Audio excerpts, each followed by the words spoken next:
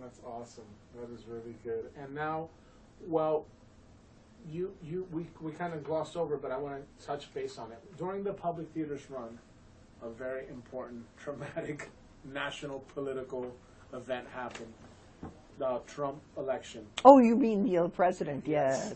So, how do you feel like that political event changed the tenor, the urgency, the stakes for the show? Did it change even John's approach to the material? I think John very, very wisely did not play into that temptation. What he talked about the immigrant experience and what the Latinos had been pre-United States, North America, Central and South America. So he was educating the theoretically educated who were not educated in this area, that the Latinos were there, the Mayans, the Aztecs, etc., were there long before Whitey stepped a toenail onto the soil, and created cultures and mathematic systems and histories that are rich and still relied on. Agriculture, all those good things. So he was building up a background so that when he got to points about immigration, the audience was with him and they were cheering, but they were not jeering. And I think that's the important thing. There was a section of the play that I loved and I would describe to potential investors when they said, well, it's not going to be all anti-Trump, is it?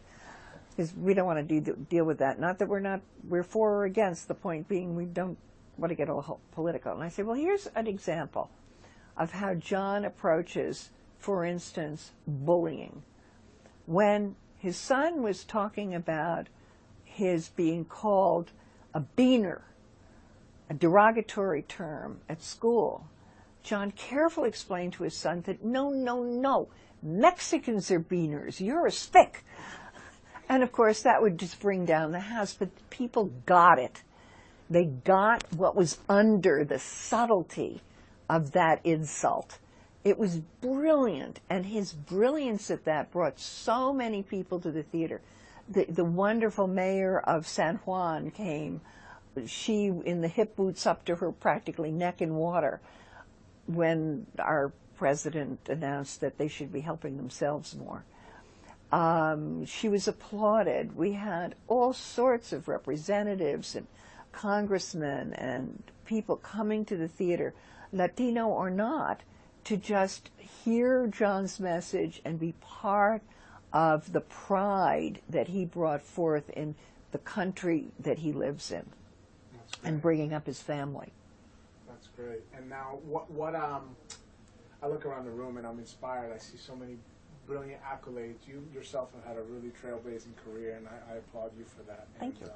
And John, I know, speaks very highly and thinks very highly of you, as we all do. How did you get your start, and what's your motivation? What is your philosophy as a producer as you enter this chapter of your career? What kind of material are you drawn to? Well, thanks for all of that. I came up through production. I started as a stage manager when women were not. Believe it or not, women weren't stage managers. Now we're all over the place. And crossed over into producing. The thing that interests me, if you look at what I've done, is there has to be some sense of substance, something in the piece, the play or the musical, mostly plays, that speak to a wider audience and that I feel people need to know but are going to enjoy. It's, like I said earlier, it's not broccoli. It's entertainment, but it has substance. And that's what excites me. That's what excites me about presenting John's work. It's entertainment, but it has great substance. That's great. And you mentioned the skeptics. If you could tell me a little more about the skeptics, because I think that shows how the stakes were very high. This is a show that is not your classic play. It's not a mamet. It's nothing that people are thinking is going to be the hit that it was. Can you tell us some of the reactions you got in the beginning when you were out there? It is so much fun you ask that, because there's so many microaggression